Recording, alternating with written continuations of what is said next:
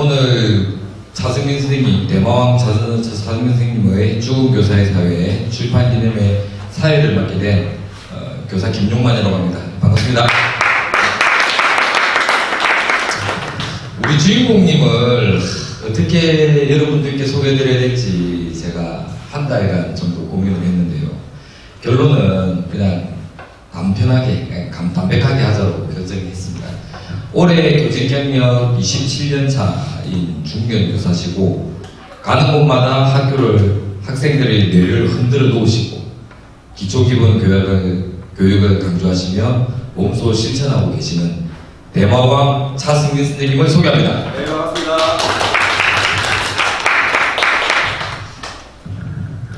차승민 선생님이 이번에 내신 죽은 교사의 사회는 스스로 내신 작品, 직접 쓰신 제 10번째 책이죠. 10번째.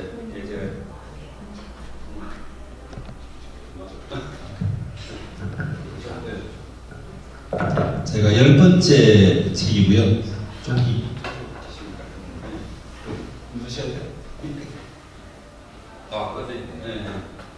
됐나요? 예, 됐습니다.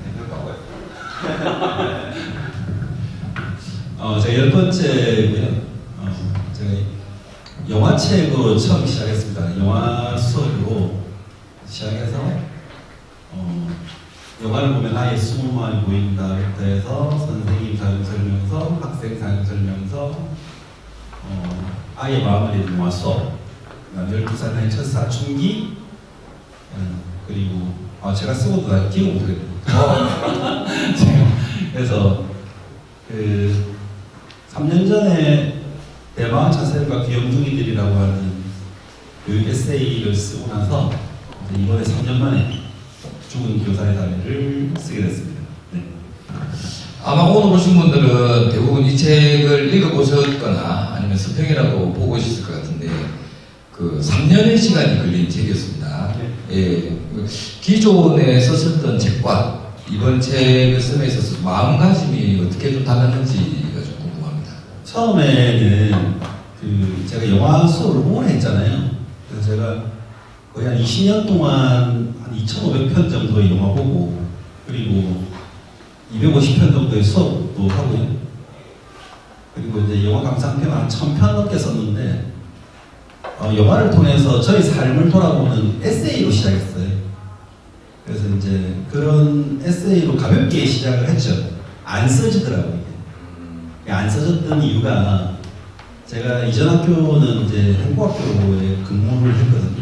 그래서 그것도 이제 경남 최고령 연구자 하면서 교육과정을 학년이 끝나고 나서 써보자 라고 이제 하면서 학교에 한번 모집을 나름대로 해보겠다고 생각했습니다. 그래서 교육 현장에서 치열하게 한번 탐구해보자는 생각으로 미뤄놨어요.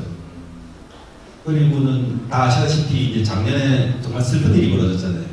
서희초의 선생님이 참담내를 당하시고 전국의 교사들이 검은 점으로 이렇게 뭉쳤을 때 저도 굉장히 화가 나고 그리고 슬프고 그리고 분노했습니다. 그러면서 이제 교육에 대해서 뭔가 해야 되는 저만의 역할이 있지 않을까라고 생각해서 저의 삶을 풀어내려고 했던 영화의 책의 수정을 바꿔서 3년 동안 묵혀뒀던 원고를 다시 그렸습니다. 그래서 이제 25편의 영화로 교육에 대한 이야기를 좀 풀어보려고 했죠. 네, 그렇습니다. 오늘 책 북콘서트를 하기에 앞서서 이전에 받아뒀던 질문들이 있습니다. 책을 읽었던 독자분들의 질문이었는데 아마 읽으신 분들도 비슷한 궁금증을 가질 것 같아서 그 질문들 순서대로 질문을 우선 드리겠습니다. 이번 죽은 교사의 사회와 앞선 두 영화 관련 책의 차이점은 무엇입니까? 제가 2013년에 영화를 보면 아예 20마음이 보인다를 출간하고 그때는 제가 언론 인터뷰를 50번 이상 한 것 같아요. 예, 대형 제가 조선일보 1면에도 조선일보 1면에도 나왔었거든요. 삼성에서 강연도 요청받았어요. 우리가 아는 그 삼성 맞습니다. 삼성 아니고. 그래서 정말 어리둥절했거든요. 왜 이렇게 많은 찬사를 받지? 아, 원래 책을 내면 이런 건가? 라고 생각했는데 그게 아니었어요. 영화로 수업한다는 것 자체가 세상의 편견을 깨는 그런 활동이었다고 사람들은 느꼈고요. 저는 이렇게 해도 괜찮아라고 하는 그런 어떤 신지식인으로 평가가 받았습니다. 나름대로. 그런데 삼성으로부터. 네네. 와. 아니 그런데 물어봤거든. 왜 저를 섭외하려고 하는지. 근데 저를 소개하고 소비되는 것이 영화의 미친 선생님, 영화 광 선생님으로 이렇게 소개되어서 제가 좀 어리둥절했습니다. 이건 아니지. 아이들이 텍스트가 영화일 뿐이지 책을 읽는 수업이랑 다르지 않는데 왜 영화광 미친 선생님으로 소개되나? 라고 해서 한편으로는 제가 수업하는 교사임을 알릴 의도로 선생님 사용 설명서와 학생 사용 설명서 썼고 그 다음 영화책으로는 아이의 마음을 읽는 영화 수업이라고 하는 그 영화의 수업을 어떻게 진행하는지 저 나름대로 이렇게 교육까지 분석해서 정리한 책 그러니까 수업하는 자로서 영화로 접근했습니다. 근데 이번 책은 그렇게 접근하지 않았어요. 제가 제일 잘 이야기할 수 있는 소재로 교육의 얘기를 해보자. 그러면 저는 영화다. 그래서 영화를 가지고 하지만 될 수 있으면 많은 분들이 알고 있는 영화 그리고 최소한의 영화 장면을 가지고 우리의 교육 현실을 한번 풀어보려고 했습니다.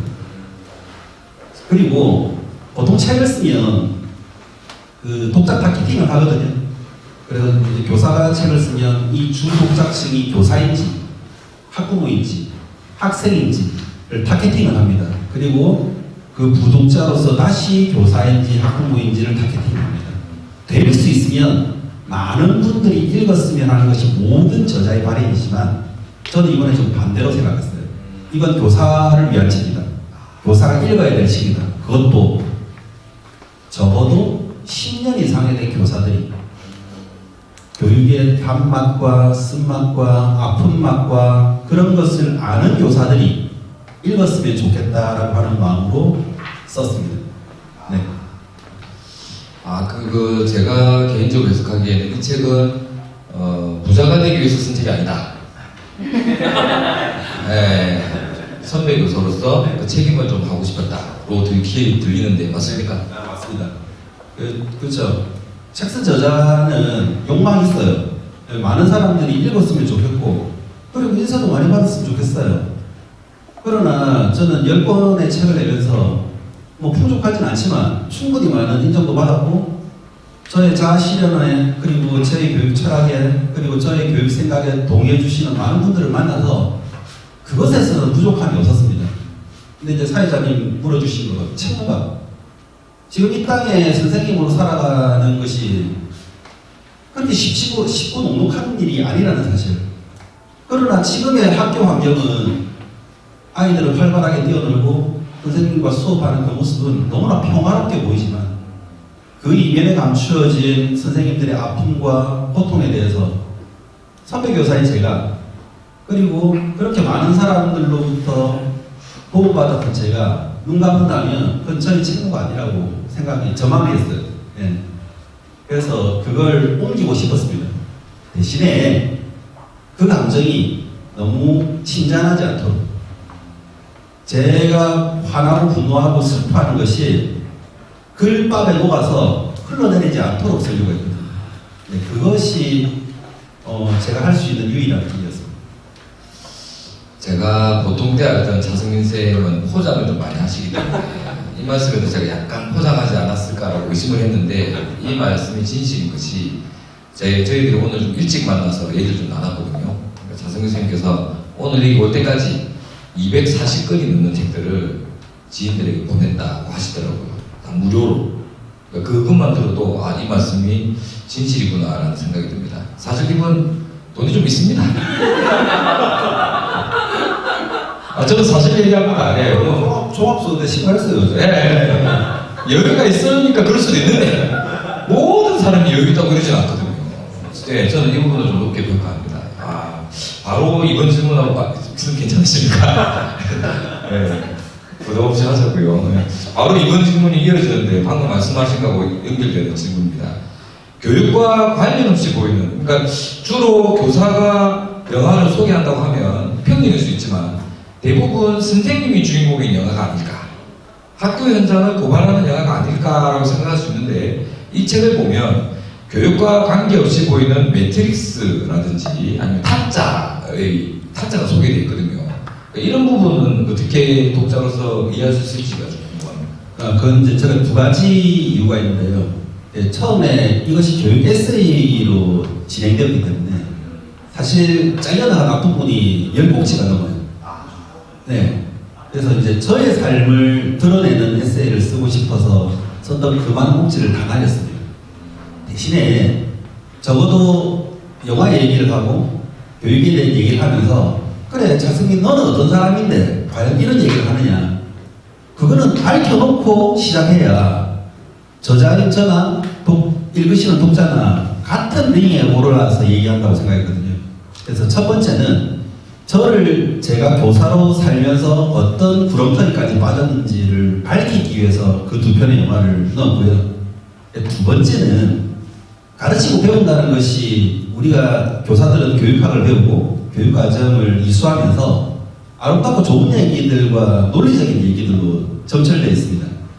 그러나 현장에서는 이게 그렇게 논리적으로 아름답게 진행되지는 않거든요. 그냥 이렇게 비유할 수 있습니다. 콜로세움에 있는 검투사가 아닐까. 그렇게 착하던 아이들도 어느 순간에는 야수로 변할 수도 있고, 그리고 그것을 가르치고 배워야 하는 교사들에게 주어진 무기는 너무나 생각하고, 그리고 교사를 이렇게 비난하거나 옹호하지 않는 수없이 많은 사람들은 관중석에 앉아서 우리를 지켜보고 있는 그 현장으로도 비유될 수 있거든요. 그래서 조금 더 다른 관점에서 바라보자고 생각했습니다.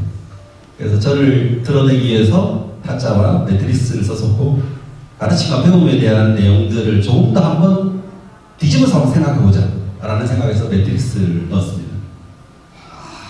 그 말씀 들으니까 이해가 되네요. 다 읽어보신 분들은 이해가 될 겁니다. 궁금하시면 읽어보시면 되겠습니다. 세 번째 질문입니다. 이거 참 저도 궁금했던 내용이었는데, 자승민은 꼰대니까! 꼰대다!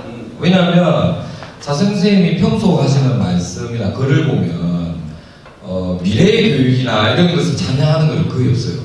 항상 이분은 디지털보다는 아날로그다, 그리고 칠판과 펜만 있으면 난 모든 것을 할 수 있다고 외치시는 분이거든요. 그래서 이런 질문이 나온 것 같고요.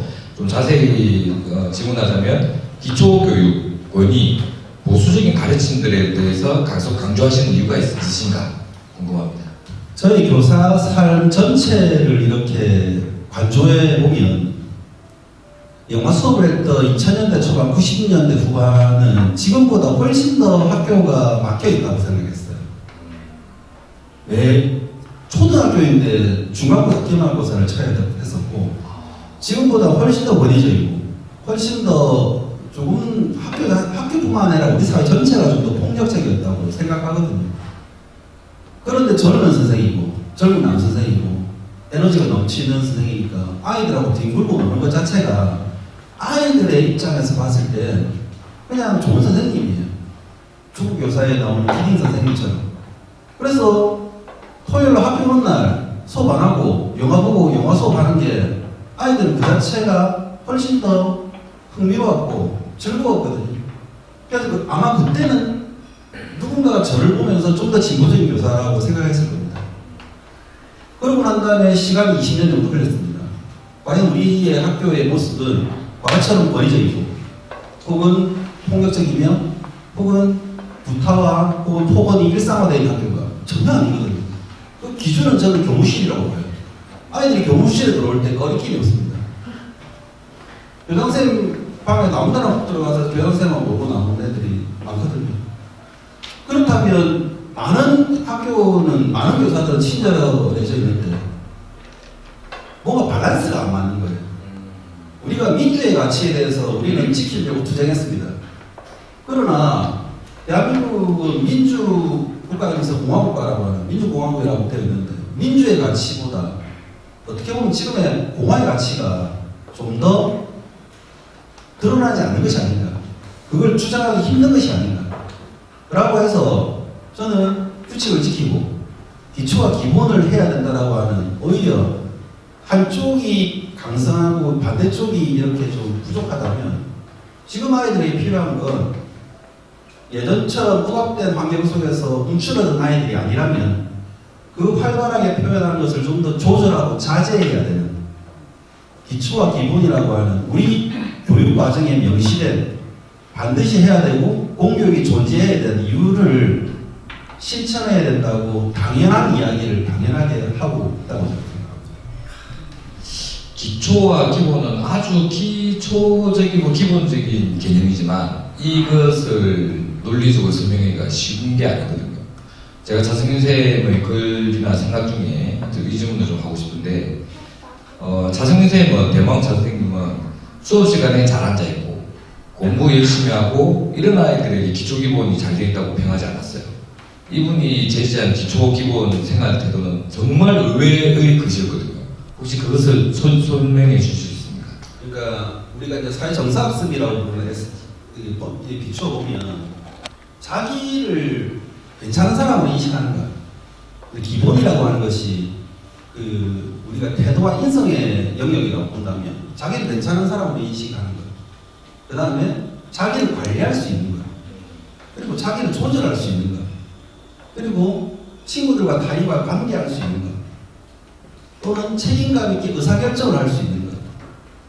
그 밑바탕에는 도덕성을 바탕으로 해야 된다. 라고 하는데 이걸 아이들한테 전할 수 없지 않습니까?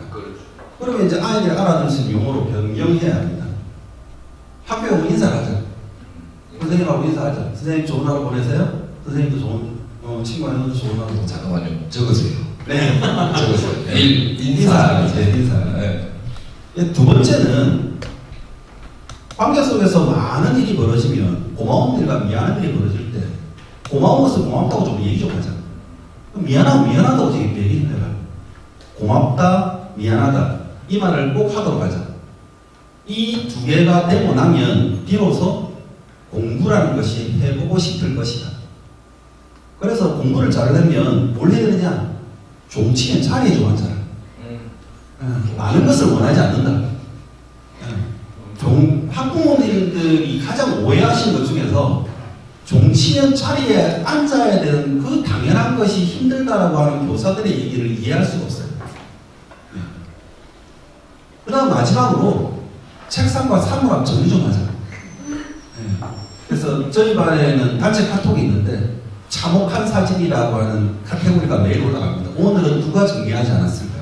청소당원들이 책상에 있는 책들을 빼서 책상 위에 올리면 집에 가던 아이들이 그 참혹한 사진을 보고 허벌떡 뛰어 올라와서 다시 정리하고 집에 갑니다. 최소한 초등학교 6학년 때까지 이것을 자기에게 습관화시키고 해야 된다는 생각을 가진다면 아마 우리 사회가 이렇게 해야 할 수없이 많은 비용을 절감할 수 있을 거라고 생각합니다. 이걸 어른들에게 비교해 볼게요. 제가 수없이 많은 외부 사람들을 만나서 이걸 물어보거든요. 이런 능력을 가진 사람이 있으면 뽑겠습니까? 1번, 인사 당연히 해야죠. 2번, 두 번째. 미안합니다, 죄송합니다, 감사합니다, 고맙습니다라는 말을 할 수 있을 때 할 수 있는 사람. 3번째, 시간 약속을 지키는 사람. 4번째, 자기의 주변이 정리되어 있는 사람. 이런 사람이라면 쓰시겠습니까? 라고 했을 때 안 쓰겠다라고 하는 신분을 만나지 못했습니다. 조금 더 한 번 더 질문을 들어가요. 이 사람이 다른 사람보다 능력이 좀 부족한데 이 4가지가 되어 있다면 그래도 쓰시겠습니까? 라고 물었습니다. 한 명의 예외 없이 그래도 쓰겠다고 했습니다. 이유가 무엇이냐고 물었어요. 모르는 것은 가르치면 된다. 그러나 태도가 되어 있는 것은 가르칠 수가 없다. 그 말을 듣고 확신했어요. 적어도 초등학교 1학년에서 초등학교 6학년 때까지 인사할 수 있고 미안하다 고맙다 할 수 있고 종칭 자리 않고